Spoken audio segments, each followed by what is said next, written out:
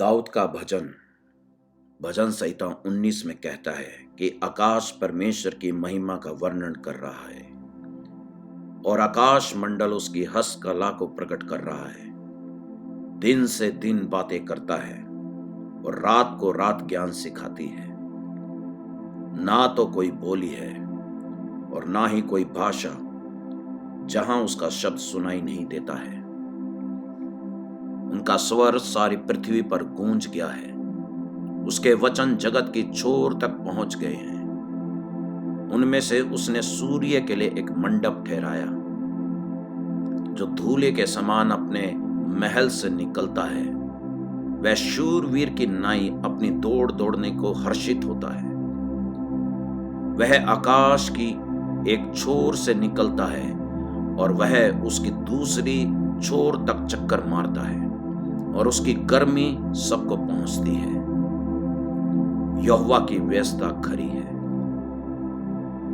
वह प्राणों को बहाल कर देती है। यहोवा के नियम विश्वास योग्य हैं, साधारण लोगों को बुद्धिमान बना देते हैं। यहोवा के उपदेश सिद्ध हैं, हृदय को आनंदित कर देते हैं। यहोवा की आज्ञा निर्मल है, वह आंखों में ज्योति ले आती है।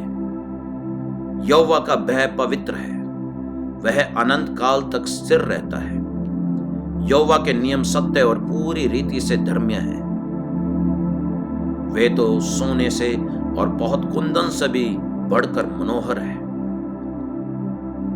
वे मधु से और टपकने वाले छत्ते से भी बढ़कर मधुर है। उन्हीं से तेरा दास जिताया जाता है। उनके पालन करने से बड़ा ही प्रतिफल मिलता है। अपनी भूल चूक को कौन समझ सकता है? मेरे गुप्त पापों से मुझे पवित्र कर।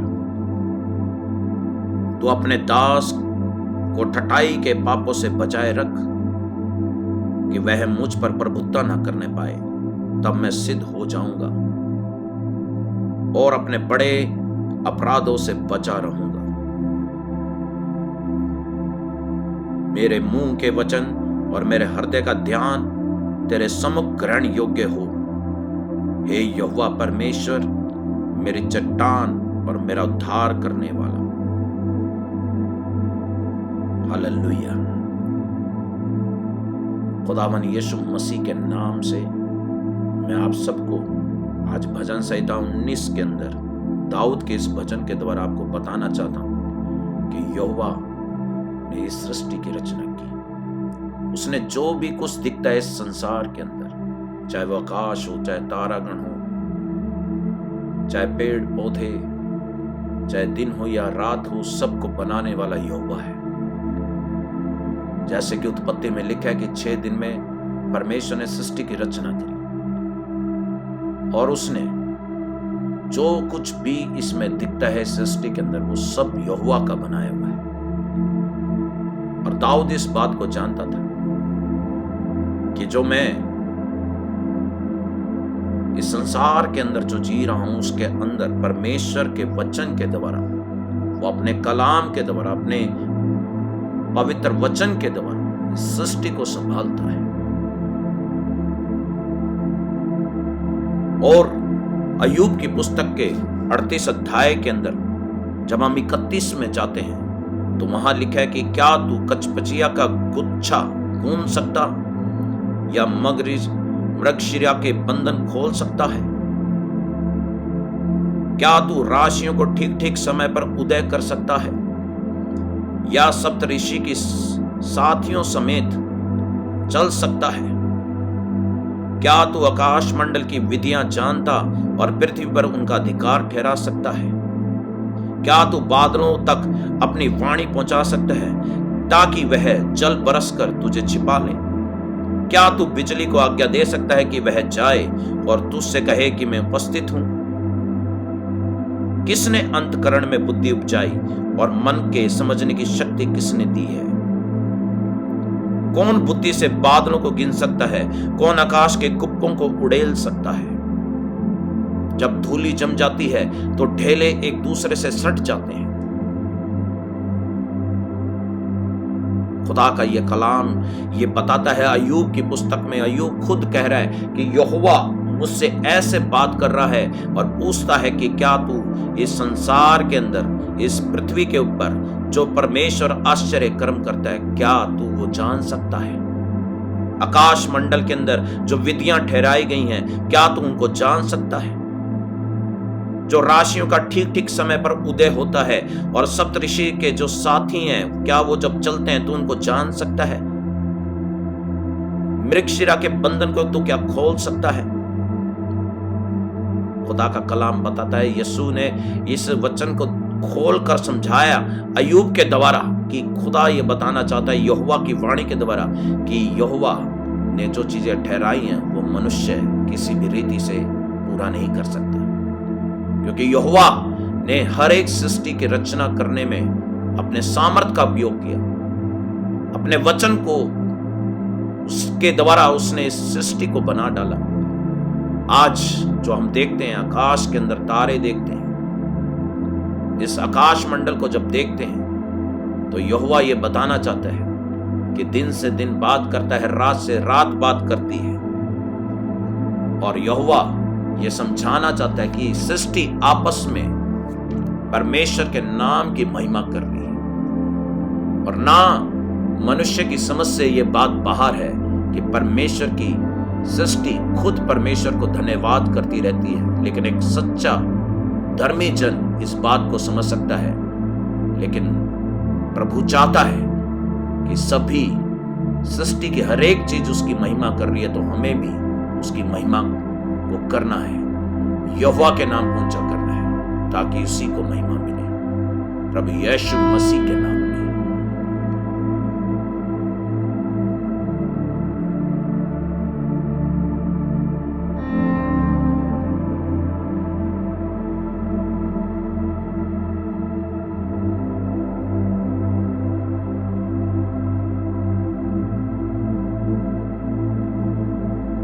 वचन से कि जितने लोग इस पर आज फेथ करते हैं कि यहोवा जल्द आने वाला परमेश्वर है, उसका बेटा यीशु मसीह इस दुनिया का न्याय करने आने वाला परमेश्वर है, इस सृष्टि के अंदर जो कुछ दिखता है, जो उसने अपने हाथों से बनाया है, संरचना की है अपने वचन के द्वारा, उस बात को देखते हुए यहोवा का धन्यवाद करें, आत्मा से धन्यवाद करें, अपनी प्राणों से भी बढ़कर यहोवा से प्रेम करें, क्योंकि उसको प्रेम करने वालों को कोई घटी नहीं रहती।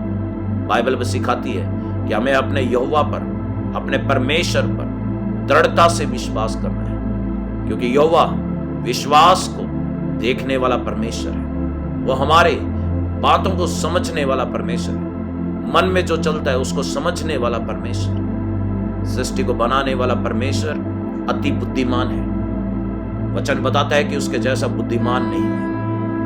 आकाश मंडल परमेश्वर की हस्तकला को प्रकट करता है, और आकाश मंडल में जो तारागण है, जो सूर्य है, जब तक परमेश्वर उसको आज्ञा नहीं देता तो वो भी इस संसार के अंदर, वो सूर्य है, इस दुनिया का भूमंडल का चक्कर नहीं लगाता।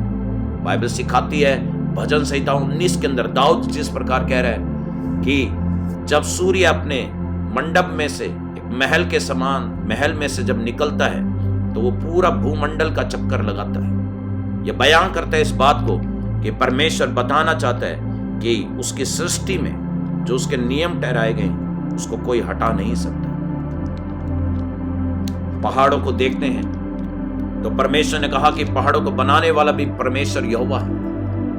वचन बता रहा है कि यहां पर कि परमेश्वर ने हर चीज को इतनी सुंदरता से बनाया है ताकि मनुष्य परमेश्वर के कार्य को देखकर उसकी प्रशंसा कर सके। आकाश में इतने, आकाश मंडल के अंदर इतने तारे और इतने गण हैं जिसको हम गिन भी नहीं सकते, लेकिन प्रभु कहता है कि जब कोई मेरी सृष्टि के, मेरे हाथों के कामों को कोई देखता है तो मेरी सामर्थ को भी वो जान जाएगा कि मैं कितना सर्वशक्तिमान परमेश्वर। और यहां बिल्कुल परमेश्वर ने वचन के द्वारा समझा दिया है कि ये सृष्टि, जैसे भजन संहिता 19 के 3 में लिखा है, ना कोई बोली है ना कोई भाषा है जहां उसका शब्द सुनाई ना देता हो। सृष्टि की हर एक चीज यहोवा का गुणगान कर रही है। वो जानती है कि कौन परमेश्वर है। इस सृष्टि के अंदर जिसका भी नाम गूंज रहा है वो यहोवा यिरे है, वो यहोवा है। उस महान परमेश्वर की जितनी बड़ाई की जाए उतनी कम है। और यहोवा चाहता है कि उसके प्रेम करने वाले लोग उसकी प्रशंसा करें, उसकी तारीफ करें, उसकी महिमा करें, क्योंकि जब परमेश्वर उन लोगों पर दया बनाए रखता है जो परमेश्वर की वचन को सुनते हैं और उसको मान लेते हैं कि ये मेरा परमेश्वर है, ये मेरा सर्वशक्तिमान परमेश्वर है, ये मेरा परमेश्वर है जो मेरे जीवन को बचाना चाहता है, ये वो परमेश्वर है जो मुझे पापों से बाहर निकालना चाहता है, ये वो मेरा परमेश्वर है जो मुझे बीमारियों से बाहर निकालना चाहता है, ये वो मेरा परमेश्वर है जो दुष्ट की चाल से, दुष्ट शैतान की चाल से मुझे बचाना चाहता है। जब दाऊद ये बात कह रहा था कि मुझे ठट्ठाई के पाप से बचाए रख, तो वो जानता था कि मेरी एक कमजोरी है। दाऊद जानता था कि मेरी एक कमजोरी है कि मैं ठट्ठाई के पाप में ना गिरने पाऊं।